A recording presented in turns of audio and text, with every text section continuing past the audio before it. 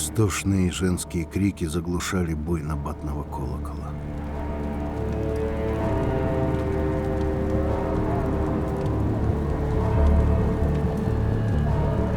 На крыльцо грановитой палаты брызнула первая кровь. Это лишь сильнее ожесточило бунтовщиков. Расчищая себе путь копьями и бердышами, они ворвались во дворец.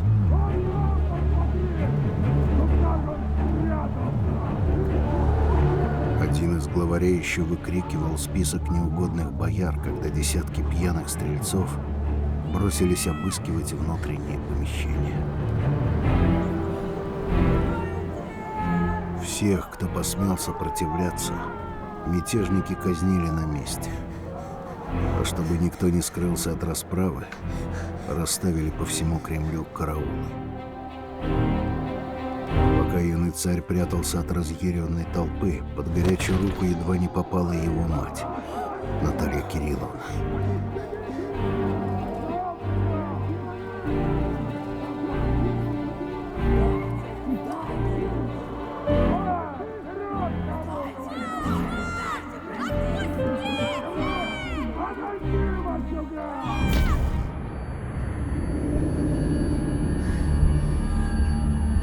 Резня продолжалась 3 дня. На глазах у 10-летнего Петра стрельцы растерзали и братьев его матери, и даже ближних бояр.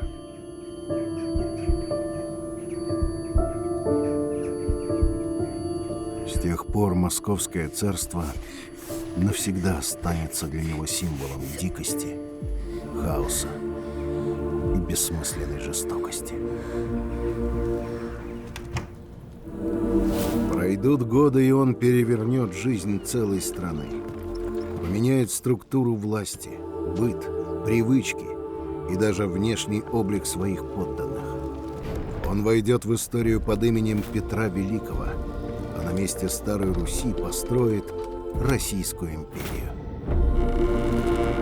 Созданное Петром государство просуществует 2 столетия. За это время оно переживет политические потрясения и военные триумфы, породит великую культуру и расширит свою территорию, заняв 6-ю часть суши. Российская империя станет домом более чем для сотни народов, прославится учеными и дипломатами, музыкантами, художниками и предпринимателями.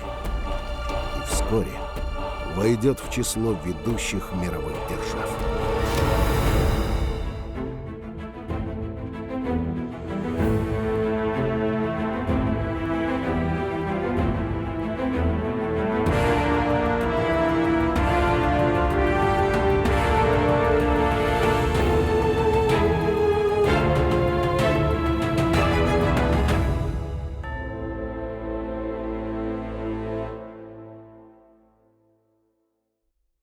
В 1682 году, после смерти царя Федора Алексеевича, который не оставил прямого наследника, в Москве разразился политический кризис. Он достиг кульминации в ходе кровавого стрелецкого бунта, а разрешился после созыва Земского собора. По его итогам на престол возвели сразу 2 братьев – 15-летнего Ивана и 10-летнего Петра. Пока они не подросли, страной управляла их старшая сестра, царевна Софья. Женщиной она была весьма просвещенной, умной и властолюбивой. Петр с матерью Натальей Кирилловной был вынужден переехать в подмосковное село Преображенское.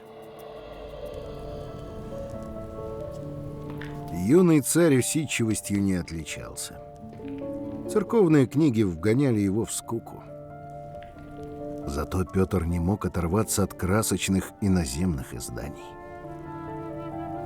Поспешно перелистывал страницы, жадно вглядывался в изображения сказочных немецких городов. Незнакомая жизнь манила, казалась вечным праздником.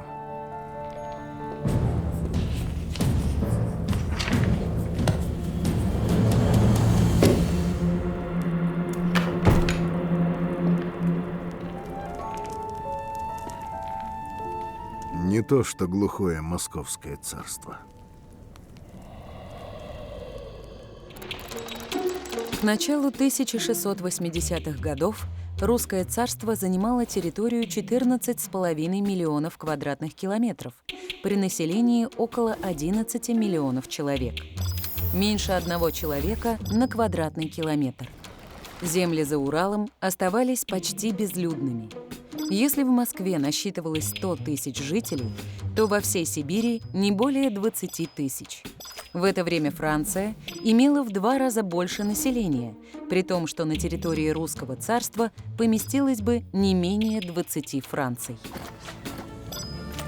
Россия притягивала к себе соседние земли словно магнит.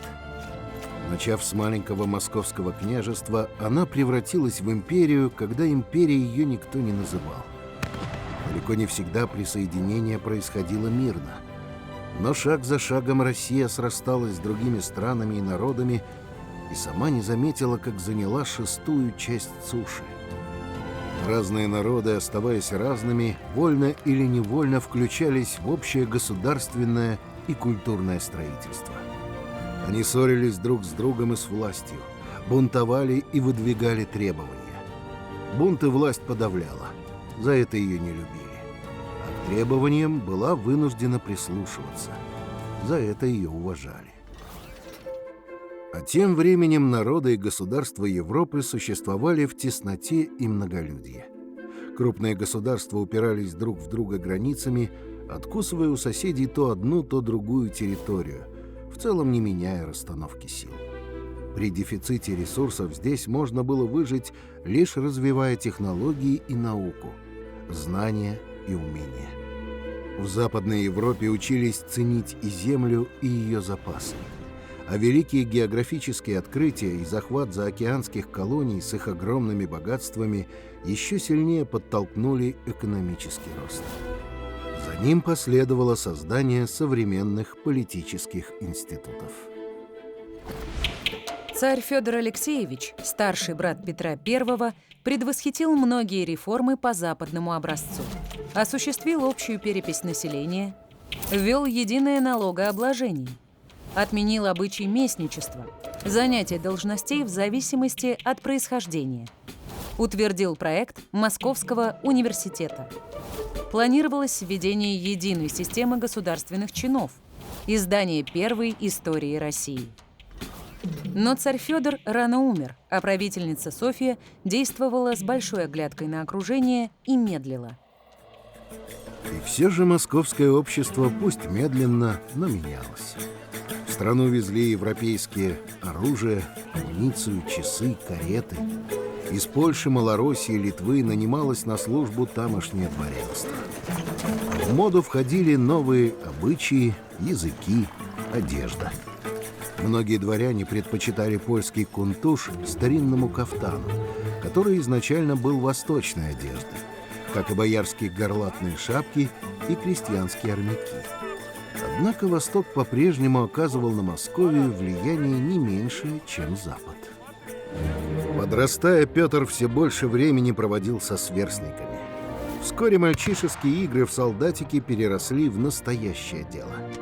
Потешные полки, вооруженные, обученные и одетые на заграничный манер, под командованием юного царя превращались в реальную военную силу. Бурная деятельность Петра не на шутку пугала царевну Софью. Она крепко держалась за власть и не собиралась ни с кем ею делиться. С ее подачи в столице заговорили, что младший царь чудит. Его нельзя допускать до управления государством. Тем временем Петру шел 17-й год. Самое время искать невесту. Перебрав несколько вариантов, Наталья Кирилловна остановилась на Евдокии Лопухиной. Девушке из рода хоть и захудалого, зато многочисленного и верного их семье. Куда? Стой! Царь перечить не стал. Пусть все видят, он уже взрослый.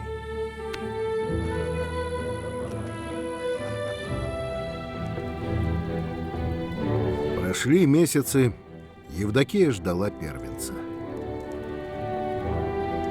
Но молодому супругу было тесно в уютном семейном гнездышке. Там, вдали от царских палат, на вольных берегах Яузы, его ждали бесшабашные друзья и новые замыслы.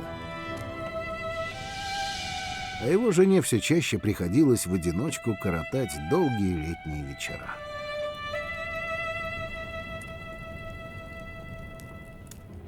Тем временем столицу потрясла ужасная новость. Якобы Петр решил ворваться со своими потешными войсками в Кремль, убить старшую сестру, брата Ивана и стать единоличным правителем. Софья, которая сама же и распустила этот слух, потребовала у стрельцов встать на ее защиту, а Петра низложить и арестовать. Конфликт между Софьей и Петром сводился к борьбе за власть двух аристократических кланов. При этом обе стороны делали ставку на союз с западными державами. Софья и ее окружение ориентировались на католические Польшу и Австрию. Победа царевны привела бы к усилению влияния папской церкви. Все это в православной России могло вызвать религиозные конфликты, а то и гражданскую войну. Петр же выберет за ориентир протестантские страны – Голландию, Германию, Англию. Его последующие реформы мало соответствовали православному взгляду на будущее страны, привнеся в нее дух материализма. Но, несмотря на потрясения, связанные с петровскими преобразованиями, Россия избежала религиозных войн.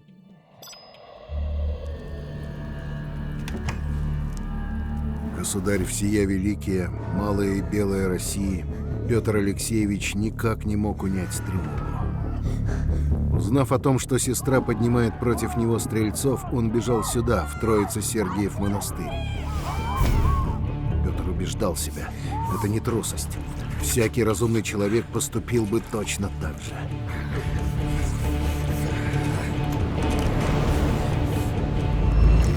Теперь многое изменилось. Он царь. По его приказу в Троице-Сергиев монастырь уже перебрался и весь двор и потешные войска. Но подчинятся ли ему московские полки? Если они выберут сторону Софьи, тогда снова, как в детстве, прольется кровь. Теперь уже не ближних бояр, а самого Петра. Страх не отпускал до последней минуты. Прибыл полковник Франц Якоб Лефорт. Он привез добрую весть. Москва за Петра. Государю нечего опасаться. Франц Лефорт, уроженец вольного города Женева, вырос в семье успешного торговца, но презирал отцовское занятие и мечтал о военной карьере. В 18-летнем возрасте, вопреки воле семьи, он отправился в далекую Россию, где поступил на военную службу к царю Федору Алексеевичу, а в годы фактического правления царевны Софьи дослужился до звания полковника.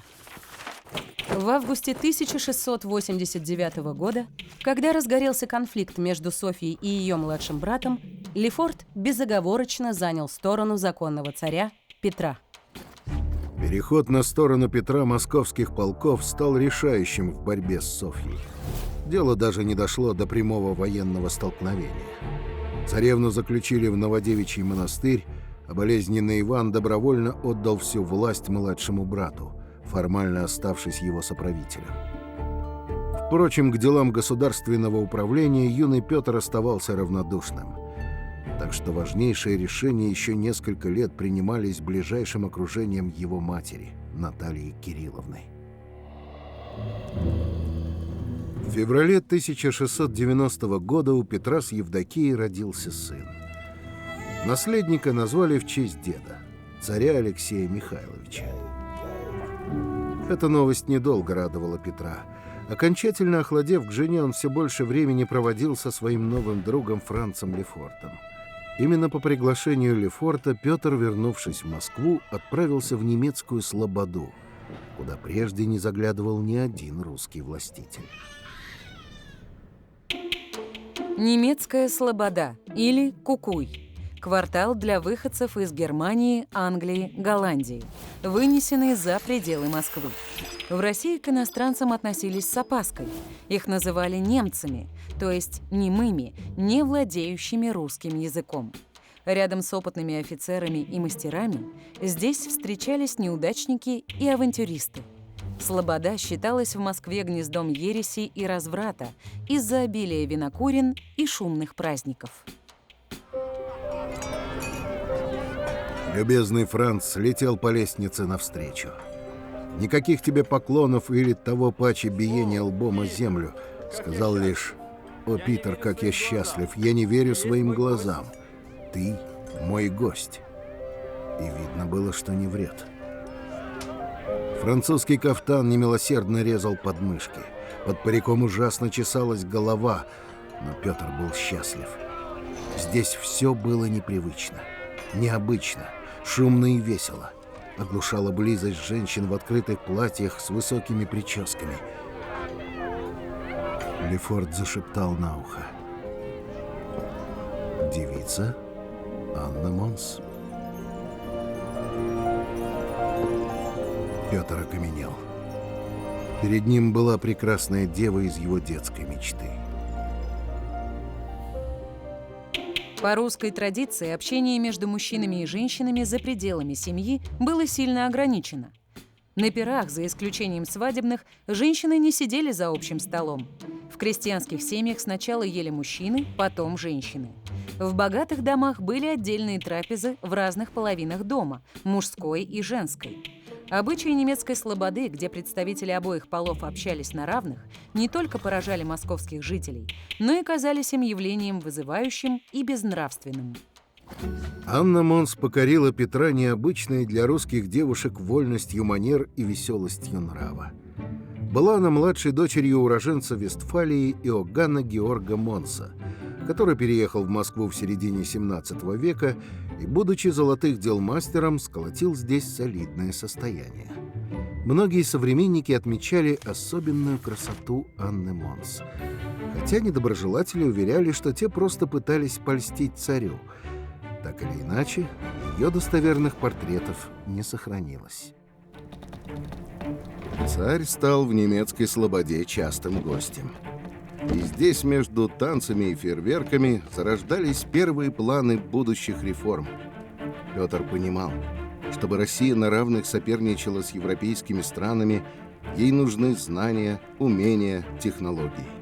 Необходимо строить империю, пробивать выход к морям, создавать современную армию и флот.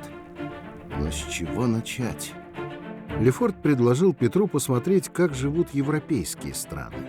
Так родилась идея Великого посольства. Официальной целью Великого посольства стал поиск союзников для войны с турками. Неофициальной – знакомство с европейской культурой и технологиями. Возглавляли посольство Франц Лефорт, Федор Головин и думный дьяк Прокофий Возницын. Сам царь отправился в поездку инкогнито под именем десятника Петра Михайлова.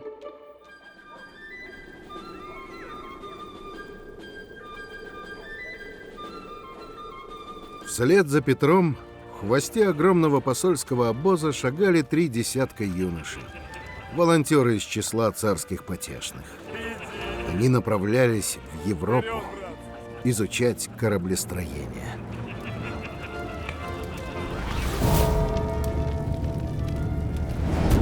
А когда эта веселая компания скрылась из вида, по московским улицам прокатился недобрый шепот.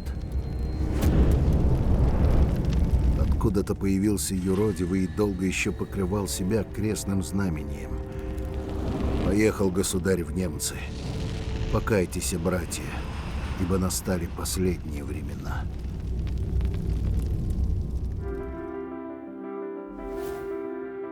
За границей Петр ходил по улицам, носил одежду голландского матроса. И немыслимое дело — работал. Он любил ручной труд и всю жизнь с жадностью осваивал новые профессии. Ковал якоря, делал бумагу, работал на токарном станке, рвал зубы у придворных. Порой брался и за скальпель хирурга.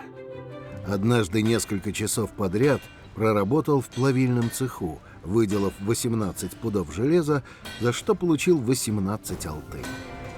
На эти деньги он немедленно купил себе новые башмаки и с удовольствием всем показывал, говоря, что заработал их своим трудом. В Европе Петр отправился на голландские верфи.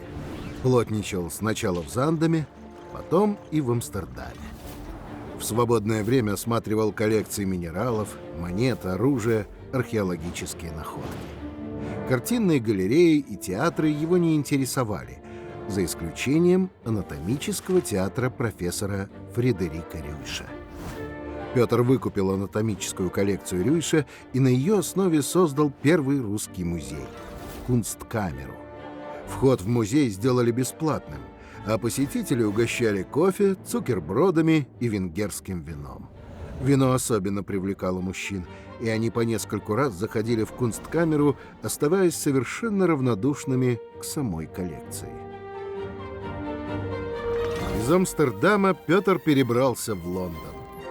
Там занялся изучением британской промышленности и государственного устройства. Познакомился с Исааком Ньютоном и пытался переманить его на русскую службу, правда, безуспешно. Одной из задач Великого посольства была вербовка специалистов. Первая партия наемников насчитывала 672 человека. Для армии и флота закупалось оружие, инструменты, материалы. Для личного обихода Петра – математические, медицинские, чертежные инструменты. Лекарства, книги, несколько живых попугаев, одна мартышка, а также 2 чучела – крокодил и меч-рыба. Что ни день, новый обоз из Архангельска. Везут ящериц сушеных, а стрельцам жалование за полгода не плачено. Говорили, что мушкетер Франтишко Лефорт по злому умыслу уговорил царя ехать в немцы, чтобы там его опоить зельем и подменить. И ныне, мол, царь Петр сидит в темнице. Вместо него скоро явится на Москву немец-чернокнижник. А не то и сам Антихрист.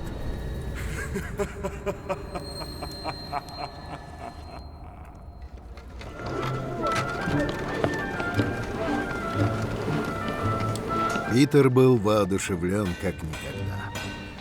А Франц из Амстердама по нескольку раз в день писал государю письма. Вот правитель, который нужен России. Сейчас эта страна, огромная и богатая, ограждена чистоколами вековых предрассудков. Но Питеру хватит решимости сломать лишнее и построить необходимое. Из Лондона Петр со своей свитой отправился в Вену. А владелец дома, который арендовали для русского царя, обратился к британскому правительству с просьбой возместить ущерб. Он был оценен в огромную по тем временам сумму – 320 фунтов стерлингов. Тем временем из Москвы пришли дурные вести. Взбунтовались стрельцы. 4 стрелецких полка шли походом на Москву, чтобы немецкую слободу сжечь, сторонников Петра истребить, на трон посадить его сестру Софью. Письмо о бунте шло целый месяц.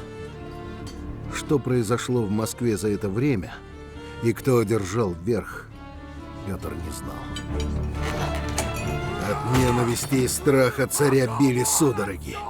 Там, в Москве, ненавистная Софья вновь призвала стрельцов, чтобы убить его и растоптать все, что было ему дорого.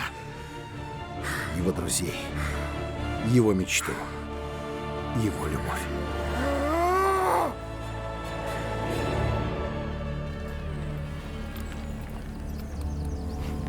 Домой мчались и день, и ночь, останавливаясь только для обеда и смены лошадей.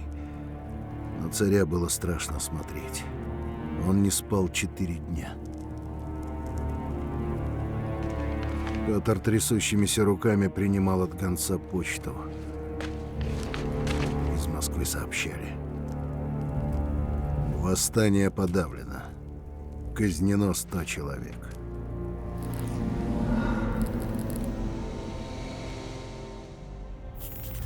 Когда вечером 25 августа Петр со спутниками прибыл в столицу, его еще не ждали и потому не встречали.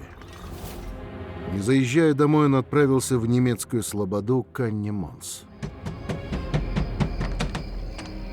Царя никто не узнал. Люди на улицах шарахались, и не мудрено. Того Питера, который пускал фейерверки и танцевал с прекрасной Анхен, больше не было. И никогда не будет.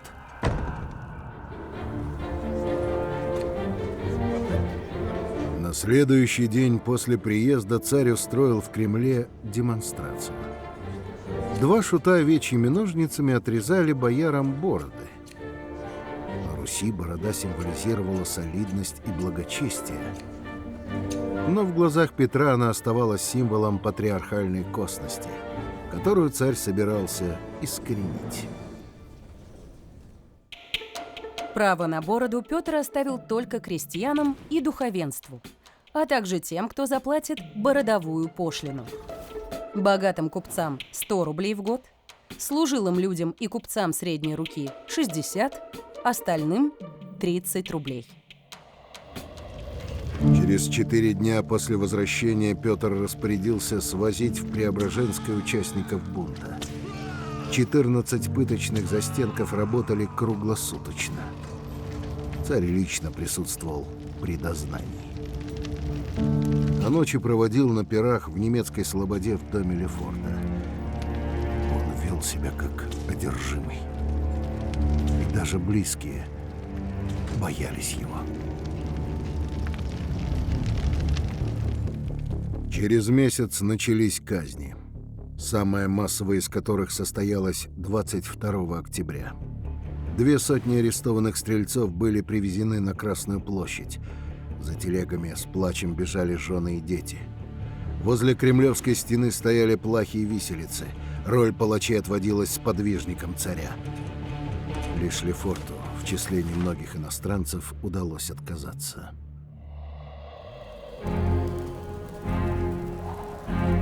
Еще до отъезда за границу Петр хотел порвать с нелюбимой супругой. По поручению царя ее уговаривали удалиться в монастырь, но Евдокия противилась. Она стала искать заступничество у патриарха, но лишь сильнее рассердила Петра. И теперь он приказал сослать жену силой. Вот и конец. Наследника престола отправят в Преображенское на попечение царской сестры Натальи. А сейчас Алексей смотрел, как стражники увозят мать в монастырь. Вечное заточение. В его душе росла бессильная злоба на отца.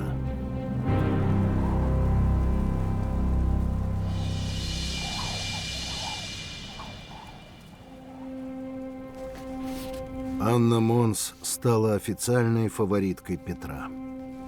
В народе ее прозвали Кукуйской царицей. Сам патриарх Адриан приезжал говорить с царем, но тот настоял на своем. Вся Москва возмущалась. Царь предпочел законную жену немке-еретичке.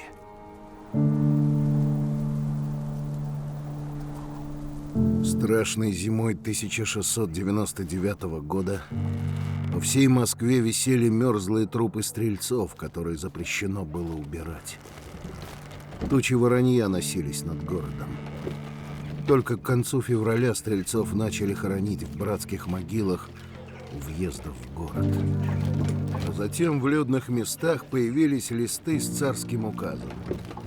Для славы и красоты государства, всех чинов людям, опричь духовного чина, извозчиков и пахотных крестьян, платье носить венгерское и немецкое. Традиционная русская одежда скрывала тело полностью, что соответствовало особенностям климата. Европейская же подчеркивала фигуру и ограничивала движение, и для русских была очень неудобна.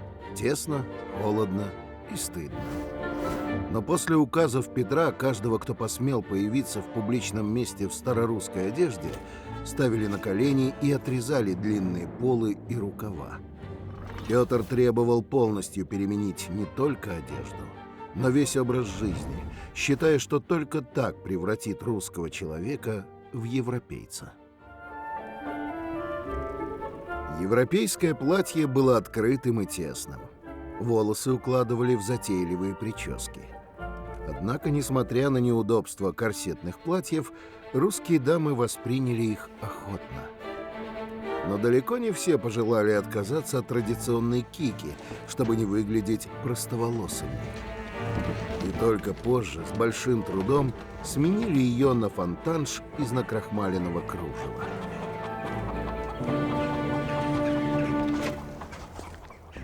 Если раньше одежда бояр и крестьян отличалась лишь качеством тканей, отделкой и украшением, то теперь произошел раскол. Крестьянство осталось в прежней одежде, а знать оделась в европейское платье. Но тяга к традиционной одежде осталась сильной. Не пройдет и 50 лет со смерти Петра, как в барский гардероб вернутся и шуба с меховой шапкой, и русские валенки, и многое другое. Новые наряды и манеры следовало демонстрировать на ассамблеях, светских раутах с танцами, застольем и беседами. Они символизировали социальную активность дворянства и его сплоченность вокруг царя. Но дело для России было новым и диковинным. Вчерашние девушки-затворницы быстро привыкли к новшествам и вошли во вкус настолько, что через несколько лет уже с легкостью принимали ухаживание кавалеров. Царь Петр с горечью констатировал падение нравов. Непорядочная девица со всяким смеется и разговаривает, бегает по улицам, разиня пазухи, садится к другим молодцам и мужчинам, толкает локтями, а смирно не сидит, но поет блудные песни, веселится и напивается пьяна.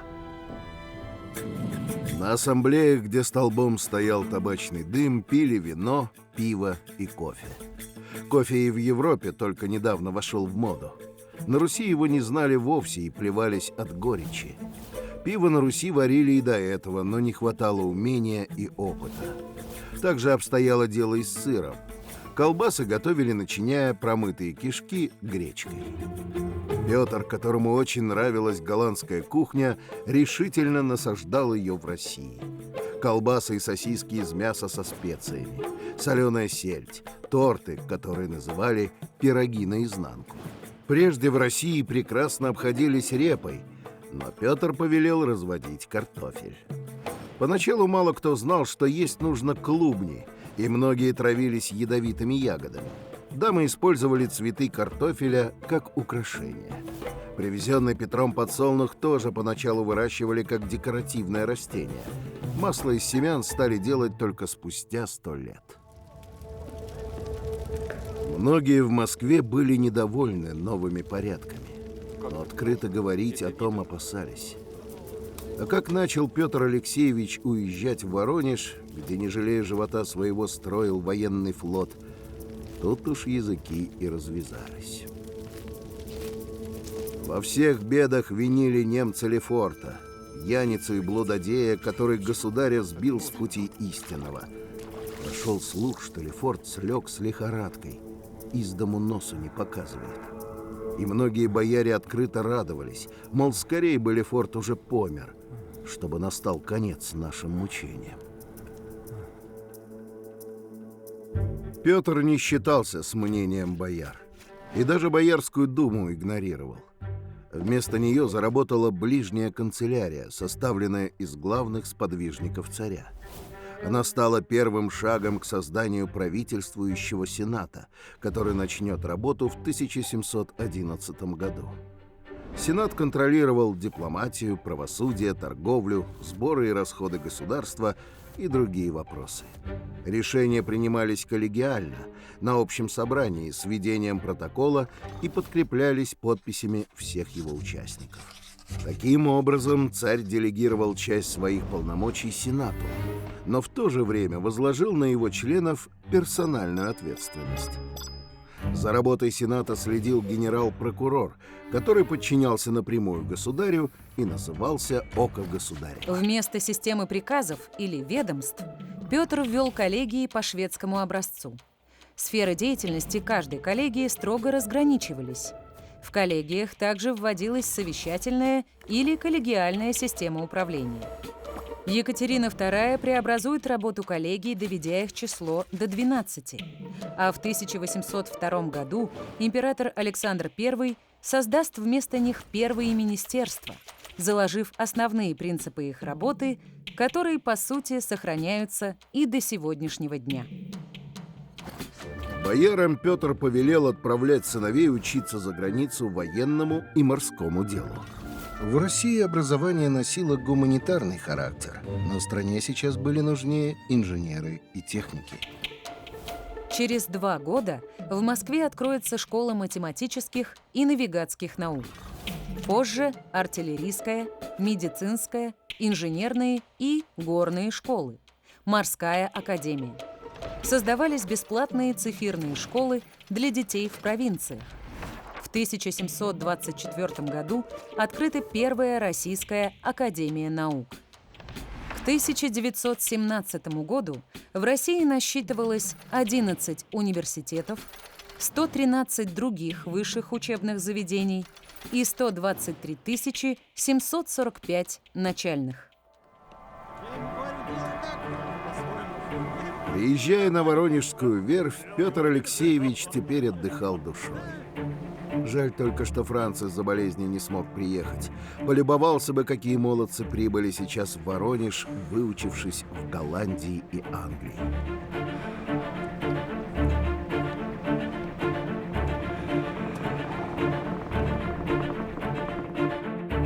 Уезжали дремучие недоросли, а вернулись юноши, с коих надобно брать пример.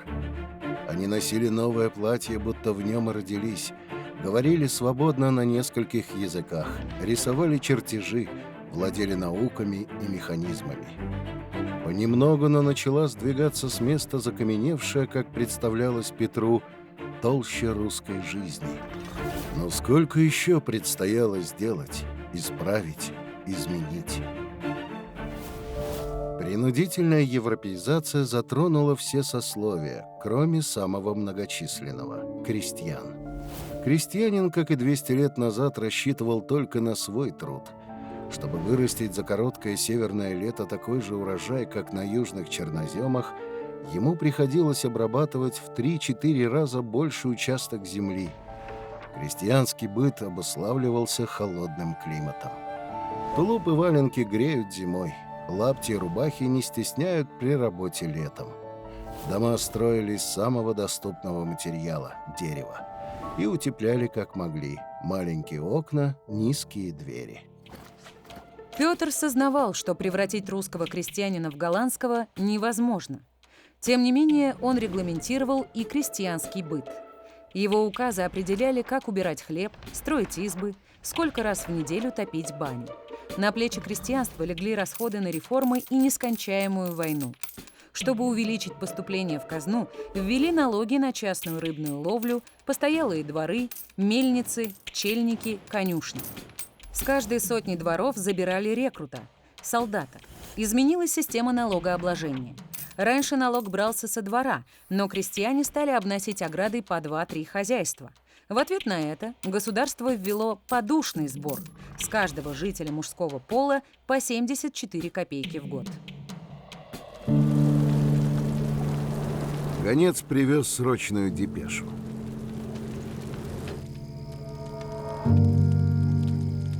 Франц Яковлевич при смерти.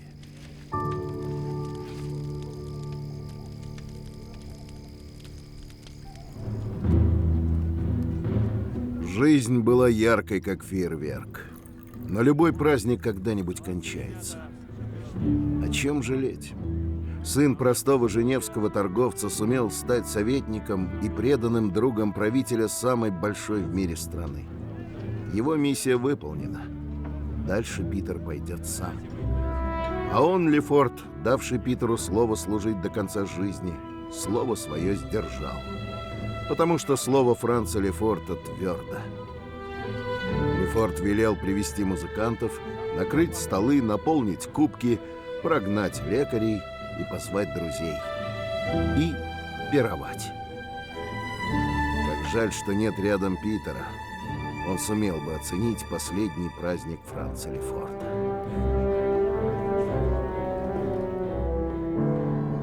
На рассвете во двор въехал заляпанный грязью вазок. В комнатах было пусто и тихо. Усталые слуги убирали следы вчерашнего праздника.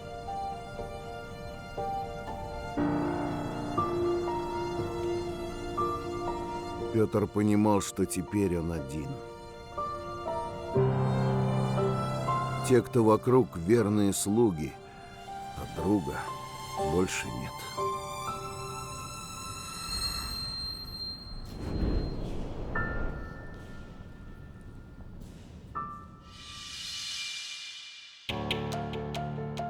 Память о Франце Лефорте сохранилась в названии московского района Лефортово, а также в названии переулка в Москве и улиц в Женеве и Калининграде.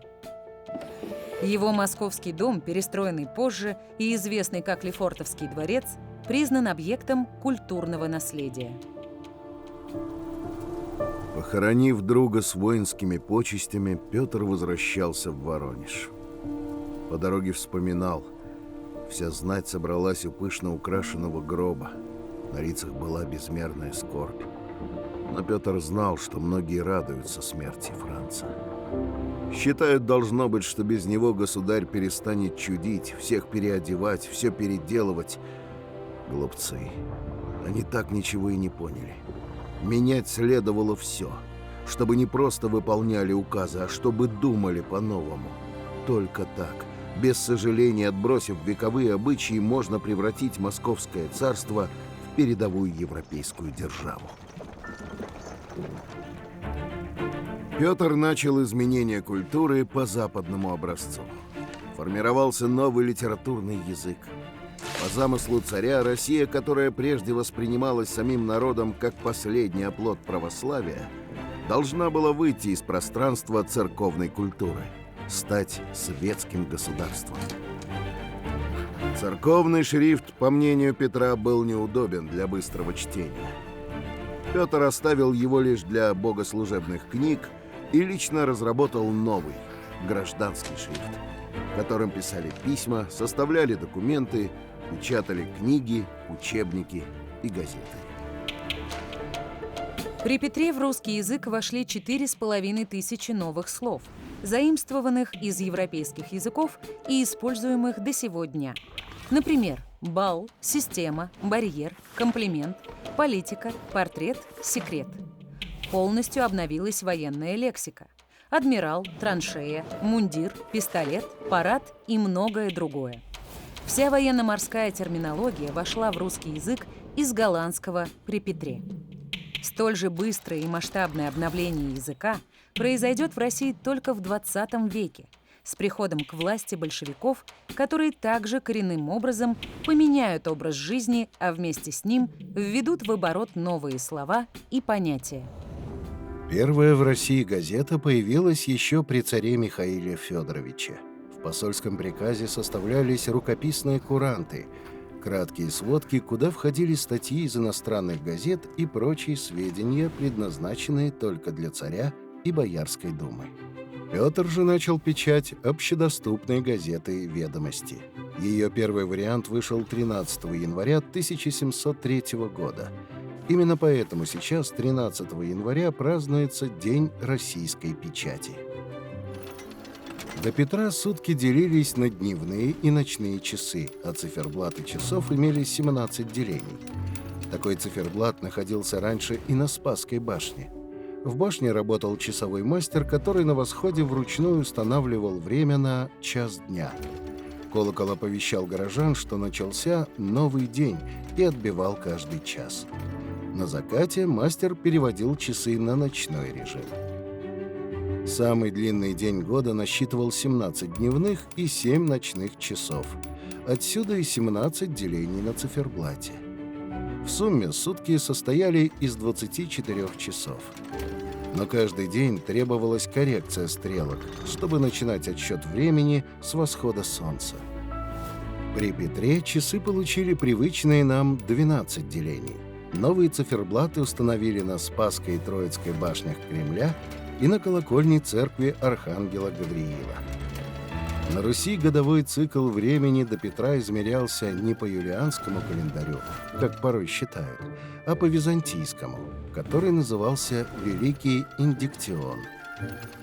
Летоисчисление велось от сотворения мира, а Новый год наступал 1 сентября.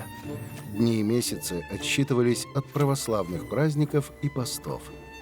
Петр ввел в византийский календарь 2 новшества. Летоисчисление теперь велось от Рождества Христова, а Новый год наступал 1 января.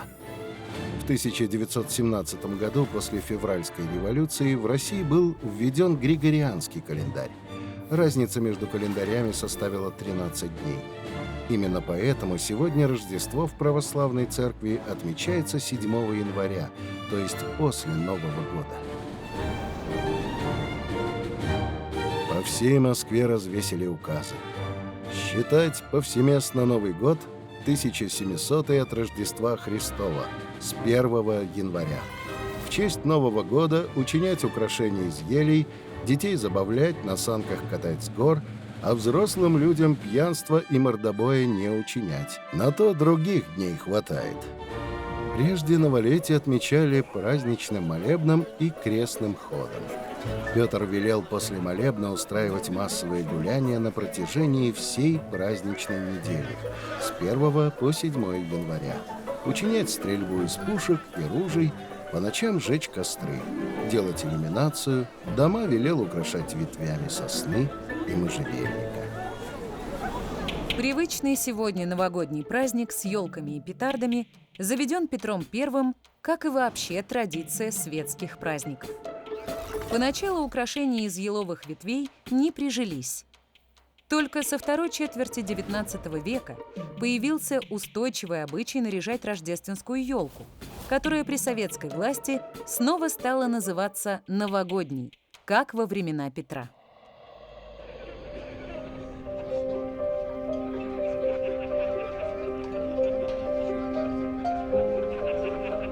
Веселье было в полном разгаре, а Петр не сводил глаз со своей возлюбленной. Снова вспомнились картинки из заветной книги его детства. Рыцари в блистающих доспехах, волшебные города, прекрасная дева и жизнь. Целая жизнь, как вечный праздник. Чего же медлить?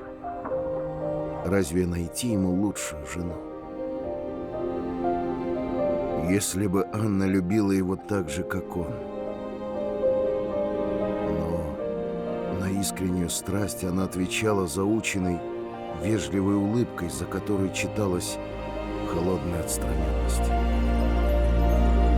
Та же, какую царь порой замечал в лицах иноземных советников, когда делился планами преобразования своей родины по европейскому образцу. Так может, все, к чему он стремился, было ошибкой? Праздник закончился, а вместе с ним испарились и все сомнения. Государь снова отбыл в Воронеж. Впереди была большая война. Предстояло строить заново флот, армию и всю страну. На Москву Петр не оглядывался. Он уже видел вдали новый город. Прямые, как стрела, улицы, каналы, дворцы и огромные корабли в порту. Он еще не знал, где будет этот город, но твердо верил, что он будет.